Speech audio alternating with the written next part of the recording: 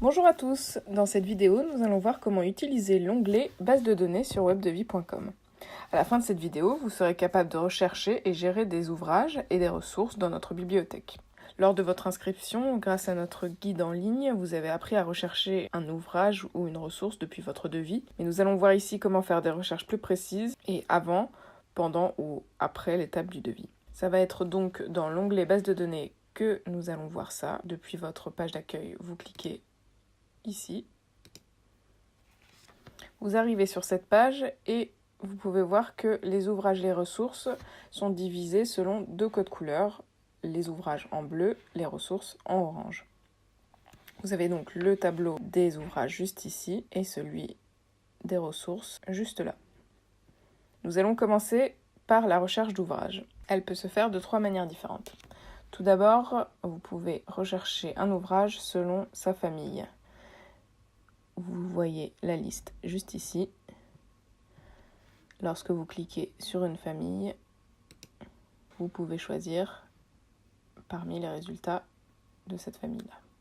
Ensuite, vous pouvez faire une recherche par code ou description juste ici. La recherche se lance à partir de la troisième lettre. À partir du moment où ces trois lettres sont à n'importe quel endroit dans le code, on vous donnera les propositions qui correspondent. Ensuite, c'est la même chose par description.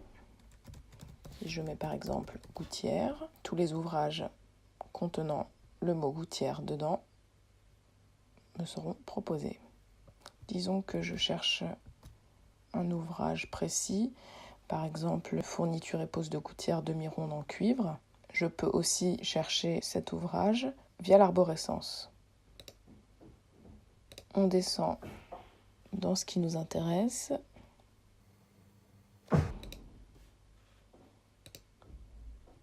Demi-ronde, cuivre.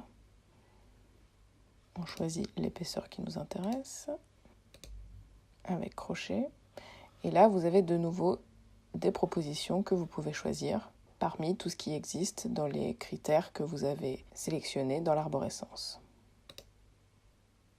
Ainsi, notre ouvrage s'affiche avec tous les détails juste ici. Vous pouvez choisir de mettre votre ouvrage en favori, juste ici. Vous le retrouverez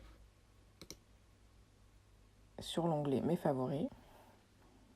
Vous avez ici le détail des ressources et main-d'œuvre contenues dans l'ouvrage et vous pouvez comprendre le passage du déboursé sec au total prix de vente selon vos coefficients personnalisés d'entreprise.